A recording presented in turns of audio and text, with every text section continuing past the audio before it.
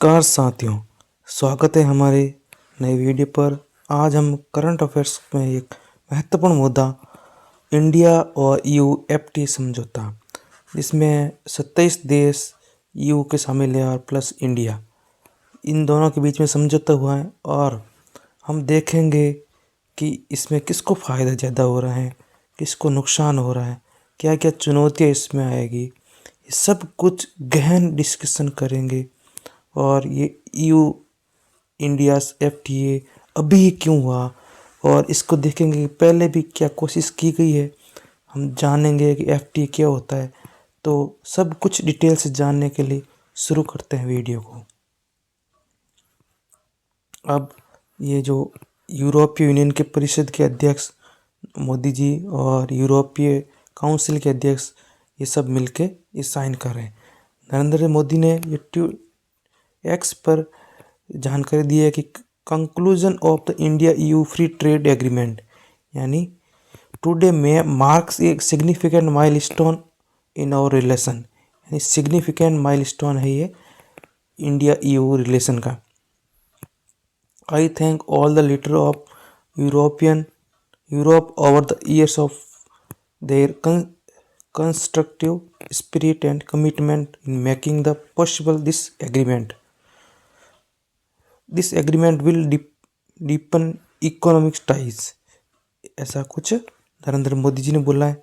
और उसका second tweet भी ये इस रिलेटेड है कि ये this is day that will be remembered for ever, marked indelibility in our shared history. अब आगे हमारे ये उर्सुला वॉन डेर लियोन का ट्वीट भी है। इसमें Europe and India are making history today, यानी ऐसा क्या कर दिया है कि यूरोप और इंडिया ने अभी हिस्ट्री कर दिया। और इस जो अभी डील हुई है इसमें इसको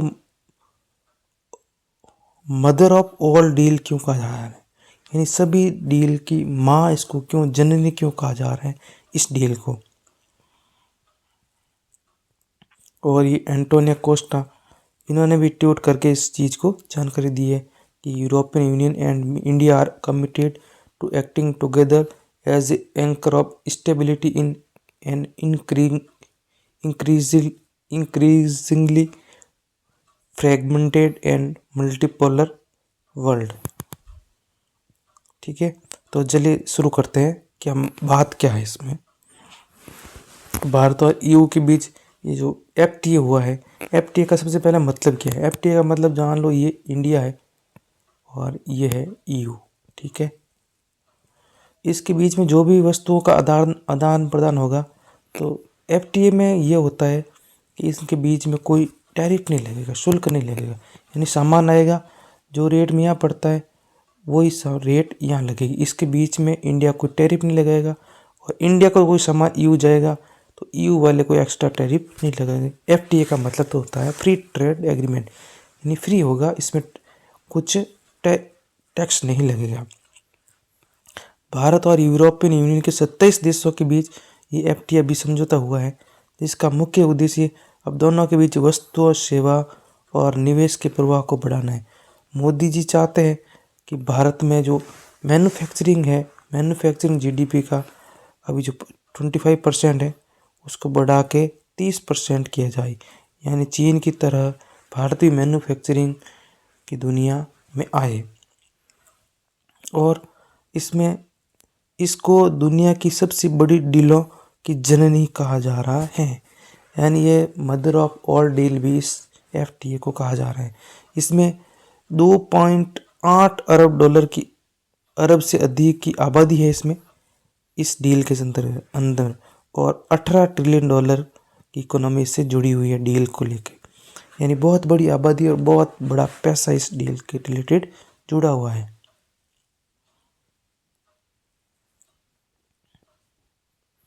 अब इसकी ये जो डील हुई है, क्या ये अभी शुरू हो चुकी है, हो गई थी कि पहले भी इसका कुछ बात चल रही थी हमारे। तो सबसे पहले इसकी पृष्ठभूमि 2007 में इसकी बातें शुरू हुई थी, लेकिन 7 के बाद बात आई 2013 में। तो 2013 में जो इसकी मर्सिडीज ऑडी वगैरह है और शराब से जुड़े टैक्स वगैरह है और डेटा रिलेटेड चीज़ें हैं और जो हमारे इंडियन पेशेवर हैं इनकी आवाजाही को लेके बाहर बातें है वो ठप हो गई इसकी 2013 में। ठीक है, फिर 2022 में बातें वापस शुरू हुई कि ईयू को लगा कि चीन पर निर्भरता कम करने हैं और मजबूत आर्थिक साझेदारी बनानी है तो इंडिया से बात करनी जरूरी है। इसलिए ईयू उतावला हुआ जा रहा है इंडिया से फ्री ट्रेड एग्रीमेंट करने को लेके। फिर ये 2022 से वार्ता शुरू हुई है और 2026 में चलते हुए ये फ्री ट्रेड एग्रीमेंट हुआ है। आज 27 जनवरी है और 27 जनवरी को ये न्यूज़ आई है कि इंडिया और ईयू के बीच फ्री ट्रेड एग्रीमेंट हो गया है। अब इस फ्री ट्रेड एग्रीमेंट के मुख्य मुख्य बातें क्या हैं? वस्तु व्यापार को क्या हो सकता है कि जो वस्तुएं होगी वो अधिकांश में या तो उसका टैरिफ ख़त्म कर दिया जाएगा या फिर कम कर दिया जाएगा अधिकांश चीज़ों में, जिसमें यूरोप की कारें, मशीनरी, शराब और भारतीय में टेक्सटाइल, ये जो हैंडीक्राफ्ट्स है और कृषि प्रोडक्ट को बढ़ावा मिलेगा। यानी इससे व्यापार आसान हो जाएगा और एक दूसरे के बीच में ज़्यादा व्यापार होना शुरू हो जाएगा। फिर और सेवा के क्षेत्र में जो आईटी सेक्टर में भारत की युवा है, स्वास्थ्य, भारत की फार्मा, ईयू की शिक्षा, पर्यटन और लेखा जैसी सेवाएं के लिए बाजार पहुंच आसान होगी। अब भारतीय पेशेवरों के लिए वीज़ा नियमों में छूट इस EFTA से मिलने की पॉसिबिलिटी है और निवेश से रिलेटेड चीज़ें बढ़ेगी क्योंकि यूरोपीय कंपनियों के लिए भारत में निवेश की सुविधा और सुरक्षा बढ़ेगी, जिससे रोजगार और तकनीक हस्तांतरण बढ़ेगा। अब यूँ को ये लगता है कि चीन के साथ उसका ट्रेड है ना बहुत बड़ा डेफिसिट में चल रहा है और चीन में है लोकतंत्र की सरकार नहीं, वहाँ चलती है communist policy, one China policy और वहाँ सिंगल पार्टी सिस्टम है। तो वहाँ लोकतंत्र का कोई सिस्टम है ही नहीं। भारत में है लोकतंत्र के आधार पर कोई किसी कंपनी के साथ कोई अन्याय होता है तो कोर्ट के द्वारा वो उसको न्याय मिलने की संभावना रहती है, लेकिन चाइना में ऐसा नहीं है और चाइना के साथ डेफिसिट भी बढ़ा है। तो यूरोपीय यूनियन चाहती है कि सिर्फ चाइना से हम एक देश पर ही निर्भर नहीं रहे। अभी यूएस और चाइना के बीच में कन्फ्लिक्ट चल रहे हैं, ट्रेड वॉर चल रहा है, तो कहीं ये पूरी प्रभावित नहीं हो जाए यूरोपीय इकोनॉमी, इसलिए वो अपनी इकोनॉमी को डाइवर्ट और विस्तार करना चाहती है। अब भारत के लिए संभावित इससे क्या लाभ हो सकता है FTA में? भारत में इससे निर्यात बढ़ोतरी होगी क्योंकि ईयू से अब शुल्क हैं भारत से लगने वाले वो कम हो जाएंगे और ईयू है जो भारत का तीसरा बड़ा व्यापारिक साझेदार, ध्यान रखना, चाइना USA के बाद ईयू है ना तीसरा सबसे बड़ा व्यापारिक साझेदार है। टेक्सटाइल, इंजीनियरिंग उत्पाद, मसाले और फार्मा उत्पादों का बड़ा बाजार हमारे ईयू है। टेक्सटाइल, इंजीनियरिंग उत्पाद, मसाले और फार्मा, ध्यान रखना। फिर दूसरा है निवेश और रोजगार। भारत की जो मैन्युफैक्चरिंग है उसको मोदी सरकार ग्रो करना चाहते हैं कि भारत की सर्विस सेक्टर तो अच्छे से ग्रो हो गई, लेकिन मैन्युफैक्चरिंग ग्रोथ इतनी नहीं हुई। इस ग्रोथ को बढ़ाने के लिए, रोजगार को बढ़ाने के लिए अब इससे ईयू से प्रत्यक्ष विदेशी निवेश आएगा, FDI आएगी, विशेषकर इलेक्ट्रिक वाहन में और ग्रीन टेक्नोलॉजी और इंफ्रास्ट्रक्चर में। ये ऐसी संभावना की जा रही है कि इससे निवेश बढ़ेगा। और क्या है, वैश्विक आपूर्ति श्रृंखला में एकीकरण भारत के लिए कि चीन के विकल्प के रूप में भारत को उभरना है, इसलिए वैश्विक निर्माण केंद्र के बनाने की रणनीति पर इससे FTA से एक बल मिलेगा। अब ये तो हो गया भारत को लाभ। अब यूरोपीय संघ को क्या लाभ हो सकता है, यूरोपियन यूनियन को क्या लाभ हो सकता है? भारत के विशाल बाजार और तेज़ी से बढ़ते बाजार तक पहुंच बढ़ेगी, यानी भारत की आबादी बहुत बड़ी है तो भारत के मार्केट के अंदर आना चाहते हैं बिना किसी शुल्क के माध्यम से, तो ये बहुत अच्छी बात हो जाएगी यूरोपीय यूनियन। अब दूसरी बात है कि वो चीन पर निर्भरता कम करना चाहता है यूरोपीय यूनियन। और दूसरी ऑटोमोटिव लग्जरी सामान और मशीनरी के निर्यात को बढ़ावा देना चाहता है। देखो भारत के अंदर वो लग्जरी कारें बेचना चाहता है, वो शराब बेचना चाहता है, ये ऑटोमेटिक चीज़ें भी बेचना चाहता है। अब भारत और यूरोपीय संघ एफटीए के मुख्य बिंदुओं का विस्तृत विवरण। भारतीय निर्यातकों के लिए ऐतिहासिक पहुँच है। जो भारत जो निर्यात करते हैं ना, उन निर्यातों में सबसे इम्पोर्टेंट है कि 99% से अधिक भारतीय निर्यात है ना, वो टैरिफ लाइन के आधार पर सबसे कम में आ जाएगा। यानी यूरोपीय बाजार में शुल्क मुक्त या अत्यंत कम हो जाएंगे, यानी बिल्कुल टैरिफ खत्म होने की संभावना है। और इसमें क्या है, कुछ कुछ उद्योग को लेके 5 से 7 साल में उसको चरणबद्ध तरीके से धीरे धीरे कम करेंगे। ऐसा नहीं अचानक ही पूरा पूरा टैक्स खत्म कर देंगे, ऐसा नहीं होगा। 5 से 7 साल लगेंगे, इसको चरणबद्ध तरीके से टैक्स को कम किया जाएगा। अब भारत में किस किस को मुख्य रूप से किस किस को लाभ मिल सकता है? कपड़े को। अभी यूरोपीय यूनियन में भारतीय कपड़ा का 12 से लेकर 14% तक टैक्स लगता है, जैसे कि सूती कपड़ा में, रेडीमेड गारमेंट्स में और होम टेक्सटाइल में। अब ये 12 से 14% टैक्स लगता है, ये कम हो जाएगा तो भारत को जो कॉम्पिटिटर है ना, जैसे बांग्लादेश हो गए, वियतनाम हो गए, इनके मुकाबले भारतीय कपड़े क्या कॉम्पिटिटिवली में बढ़त मिलेगी इसको, यानी ज़्यादा बिक पाएंगे, सस्ते में बिक पाएंगे। अब चमड़ा और फुटवियर में भी भारत को अच्छा फ़ायदा होने की पॉसिबिलिटी है। इसमें यूरोपीय यूनियन 9 से लेकर 16% तक टैक्स लगे हुए हैं, टैरिफ लगे हुए हैं। अब इसमें वो टैक्स कम हो गया तो इसके भी निर्यात बढ़ने की संभावना बताई जा रही है। टेक्सटाइल के बाद अब आएगा रत्न और आभूषण, ज्वेलरी। इसमें भी काफ़ी टैक्स लगाते हैं और इसका भी निर्यात यूरोपीय यूनियन में बढ़ने की संभावना है। भारत की तरफ से ये जो डिजाइनर ज्वेलरी है, इसकी यूरोपीय यूनियन में मांग बढ़ने की संभावना है। और रसायन और इंजीनियरिंग गुड, ये भी भारत एक्सपोर्ट करता है, तो ये भी बढ़ने की संभावना है यूरोपीय यूनियन। अब यूरोपीय यूनियन भारत के अंदर क्या बेचना चाहता है? वो बेचना चाहता है कारें, जो 40,000 यूरो से ज़्यादा की कारें हैं, इसको आयात जो भारत 100% जो टैक्स लगाता है, वो उसको घटाकर 25 से 30% करने को कहा जा रहा है कि भारत अब। और इसमें ये भी कहा जा रहा है कि भारत अभी कुछ सालों के लिए कोटा बनाए रखेगा, यानी 50,000 से 60,000 कारें ही, ये जो BMW, ऑडी, मर्सिडीज़ वगैरह कारें मंगाएगा। ऐसा नहीं है कि टैक्स कम कर दिया तो वो फिर बहुत सारी कारें मंगाना शुरू कर दें, ऐसा नहीं होगा। कोटा प्रणाली इतने से ज़्यादा कारें नहीं मंगाएगा, ये ऐसा है। और सामान्य कारें जो इस पर टैक्स लग रहा था, वो उसको भी टैक्स घटा के 15 से 20% कर दिया जाएगा, जो 20,000 यूरो से कम है।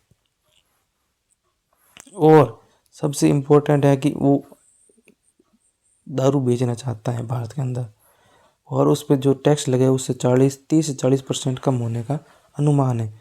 और फिलेन, मैग्नेट, मिग्नन, शैम्पेन, ये जो ब्रांड है, इनके वो 1 से 50% टैक्स लगे हुए हैं, उसको घटा के 50% करना जा रहे हैं भारत सरकार। और उसके प्रीमियम उत्पाद भी हैं ईयू के, जैसे जैतून के तेल, चॉकलेट, पनीर, ये सब भारत के अंदर सस्ता हो सकता है। ये लग्जरी हैंडबैग, घड़ियाँ, ये सब सस्ती हो सकती हैं। अब एफटीए तो हो गया, सबसे इम्पोर्टेंट है कि इस एफटीए के अंतर्गत हमें किन किन चीज़ों का ध्यान रखना चाहिए, किन किन चीज़ों का ध्यान रखा जाएगा, किन किन सावधानी रखी जाएगी। जो भारत के अंदर सामान बन रहा है, चाहे यूरोपीय यूनियन सामान बन रहा है, ऐसा नहीं है कि भारत चाइना से लेके यूरोपीय यूनियन में सस्ता से दे दे, ऐसा नहीं होगा। इसमें कहा गया कि 60 से 70% वो भारतीय स्थानीय मूल्यवर्धन जरूरी है। 60 से 70% चीज़ें भारत में बनी हुई होनी चाहिए। और क्या है, पर्यावरण के मानदंड, यानी ईयू ने स्पष्ट कहा है कि उसकी जो कार्बन बॉर्डर एडजस्टमेंट मैकेनिज्म है, उसका पालन आवश्यक होगा। यानी ऐसी कुछ चीज़ें यूरोपीय यूनियन में नहीं मंगाएगा जिसमें कार्बन उत्सर्जन ज़्यादा हो रहा हो, तो वो उसको मापेगा, सर्टिफिकेट लेगा, तभी वो निर्यात करेगा। अपने यूरोपीय यूनियन में निर्यात होने देगा। अब भारत की तरफ से क्या कह रहा है कि यूरोपीय कंपनियों को भारत में डेटा स्थानीयकरण में छूट, नियमों में छूट नहीं मिली। यानी भारतीय कंपनियों को अपनी यूरोपीय यूनियन की कंपनियों को भारत में डेटा स्टोर करना पड़ेगा। ऐसा नहीं है कि वो डेटा यूरोप में लिख के चले जाए। तो ये भी अभी अनसुलझे मुद्दे हैं। और क्या चुनौतियाँ हो सकती है भारत के लिए, जैसे कि यूरोपीय कृषि पदार्थ, यूरोप में कृषि में काफ़ी क्या किया जाता है, सब्सिडी दी जाती है, तो उससे वो उसके जैतून पनीर सस्ते हो जाते हैं और भारतीय बाज़ार में इसकी प्रतिस्पर्धा बढ़ेगी। जो भारत में बिक रहा है पनीर, तेल वगैरह, इससे उसकी प्रतिस्पर्धा बढ़ेगी। और क्या हो जाएगा, सप्लाई चेन अपग्रेड। भारत में अभी जीडीपी का लगभग 15% खर्च लॉजिस्टिक में जा रहा है, जबकि यूरोपीय यूनियन में ये 8% है। यानी 8% तो सिर्फ सामान को लाने करने में ही यूरोपीय यूनियन का खर्च होता है, भारत का 15% लगभग खर्च होता है। तो इसको कम करने की, अपग्रेड करने की ज़रूरत है।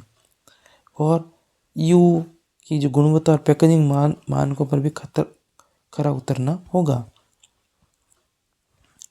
अब सबसे इम्पोर्टेंट है कि इतनी बड़ी डील अभी क्यों हुई है। ये जो इतनी बड़ी एफटीए हुआ है, जिसमें 2.8 अरब डॉलर लोग शामिल हैं, इसमें 15 ट्रिलियन डॉलर 18 ट्रिलियन डॉलर वाली इकोनॉमी शामिल है। तो ये अभी क्यों हुई, जानते इसके कारण। अब कारण तो मोस्ट इम्पोर्टेंट है कि यूएस और चाइना के बीच में जो ट्रेड वॉर चल रहा है, कि ये अब इकोनॉमिक अनस्टेबिलिटी लेके आएगा। तो यू चाहता है कि चीन पर जो अति निर्भरता है उसको कम किया जाए और चीन+1 की रणनीति अपनाई जाए। इन चीन के साथ साथ एक और देश को भी शामिल किया जाए, जिससे उसको कुछ इकोनॉमी को ज़्यादा लॉस नहीं हो, कोई दिक्कत है तो वो आपूर्ति श्रृंखला में विविधतापूर्ण बना रही है यू। और क्या है, भारत के अंतर्गत है, भारत में लोकतांत्रिक, और क्या है, उसका श्रम बाजार बड़ा है और उसकी तकनीकी आधार भी है। इससे भी ये अभी हुआ समझौता के कारण माना जा रहा है। और क्या दूसरा कारण माना जा रहा है, रूस यूक्रेन युद्ध। अब रूस यूक्रेन से यू वाले बड़ी मात्रा में ये ऊर्जा चीज़ें मंगाते थे, तो ये संकट आ गया, ऊर्जा की सुरक्षा का संकट आ गया यू को लेके। तो रूस पर निर्भरता कम करने के लिए नए भागीदार की तलाश की जा रही यू की तरफ से। और इस रूस और यूक्रेन के मामले में भारत ने ये तटस्थ रुख अपनाए हैं। यानी ना तो रशिया के सामने गया है, रशिया के पास गया, ना यू के सामने, जिससे यू को लगा कि भारत एक समझदार और इंडिपेंडेंट कंट्री है। इसलिए ये अभी हाल ही में समझौता होने के कारण मानने चाह रहे हैं। अब ऐसी क्या मजबूरियां हैं यूरोपीय यूनियन की यह भी समझौता हुआ है, वही चीन की निर्भरता कम करना। भारत के अंतर्गत चीन से यूरोपीय यूनियन को लगभग 400 यूरो बिलियन का भी व्यापार घटा हो रहा है। और जैसे critical rare earth material, minerals, pharmaceutical, electronics में ये चीन पर अति निर्भरता है यू की। तो इसको कम करने के लिए भी ये एफटीए किया जा रहा है। और इसमें भारत क्या विकल्प दिख रहा है, और अच्छा विकल्प दिख रहा है, क्योंकि चाइना में है तो सिंगल पार्टी सिस्टम है और भारत में लोकतंत्र है, इसलिए यहाँ उसको सेफ जोन दिख रहा है। और ये यहाँ की कानून आधारित व्यवस्था है और भूज राजनीतिक रूप से इस तरह अभी इसका कुछ युद्ध वगैरह ऐसा कुछ चल नहीं रहा। अब यू को क्या चाहिए, लोकतांत्रिक साझेदार की तलाश है और वो भी विश्वसनीय हो। तो अमेरिका के साथ ट्रांस अटलांटिक जो ग्रीनलैंड में को लेकर विवाद चल रहा है यू और यूएसए के बीच में, इसमें उतार चढ़ाव की वजह से यू की इकोनॉमी स्टेबल रहे, इसलिए भी ये भारत के साथ एफटीए किया जा रहा है। ओपन स्ट्रेटजिक ऑटोनॉमी की यू की नीति दूसरों पर निर्भरता कम और स्वयं मजबूत बनाने की कोशिश के अंतर्गत ये एफटीए किया जा रहा है। अब सबसे इम्पोर्टेंट है कि ग्रीन संक्रमण, ग्रीन ट्रांजिशन में सहयोगी। यू का ग्रीन डील, उसमें उसने बताया कि 2050 तक वो कार्बन न्यूट्रल होना चाहता है। और भारत की हरित ऊर्जा महत्वाकांक्षा, जिसमें कहा गया कि 500 गीगावाट नवीनीकरण ऊर्जा 2030 तक हम पैदा करेंगे। ये दोनों कारण हैं कि वो FTA में शामिल होने में थोड़ी सहमति बनी और ये साथ मिलकर हरित प्रौद्योगिकी को वो विकसित करना चाहते हैं। अब भारत की रणनीतिक जरूरतें क्या है? अभी हमने EU की देख ली। भारत अपना क्या करना चाहता है? निर्यात में वृद्धि करना चाहता है और इतनी बड़ी जो जनसंख्या है उसको रोजगार सृजन करना चाहते हैं। ये सबसे बड़ी इंपॉर्टेंट चीज़ है। अब भारत युवा आबादी को रोजगार और हर साल 1.2 करोड़ नए रोजगार देना चाहता है, इसलिए ये FTA किया जा रहा है। और क्या करना चाहता है? निर्यात आधारित विकास मॉडल, यानी भारत अब इंपोर्ट पे ध्यान न देके एक्सपोर्ट पे ध्यान दिया जा रहा है और विनिर्माण में GDP के योगदान को 25% से बढ़ाकर 23% करने पे ध्यान दिया जा रहा है, इसलिए ये FTA किया गया। EU बाजार भारतीय MSME के लिए गेम चेंजर साबित हो सकता है। भारतीय जो MSME है ना, जो सबसे ज़्यादा रोजगार देता है, ये गेम चेंजर साबित हो सकता है। अब और मोदी सरकार क्या चाहती है कि मेक इन इंडिया 2.0 के लिए उन्नत तकनीकी चाहिए, यानी हाई टेक्नोलॉजी चाहिए और हाई टेक्नोलॉजी मिलेगी EU में, तो EU से हमें व्यापार फ्री ट्रेड एग्रीमेंट होगा तो आसानी से टेक्नोलॉजी आ पाएगी। EU से FDI और तकनीकी हस्तांतरण, विशेषकर ग्रीन टेक में हमें टेक्नोलॉजी चाहिए, डिफेंस में चाहिए और डिजिटल इंफ्रास्ट्रक्चर में चाहिए, जो हमें EU से मिलने की संभावना है। और भारत उत्पादन लिंक इंसेंटिव के माध्यम से जो प्रभावित हो सकते हैं हमारी इंडस्ट्री, उनको PLI स्कीम के तहत उसका सहयोग किया जाएगा। अब क्या भारत क्या चाहता है? और भारत चीन के विकल्प के रूप में खुद को स्थापित करना चाहता है दुनिया के सामने। और आत्मनिर्भर भारत में ऐसा नहीं है कि दूसरों के साथ व्यापार खत्म कर दे, और आत्मनिर्भर भारत के लिए वैश्विक एकीकरण के बिना ये असंभव है।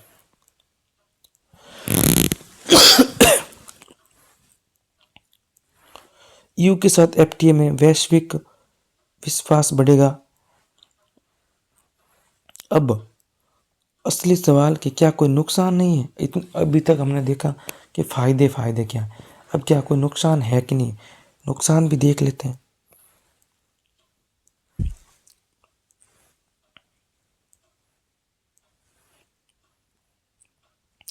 छोटे निर्यातकों के लिए अनुपालन लागत बढ़ेगी। इससे कृषि उत्पादकों को संकट,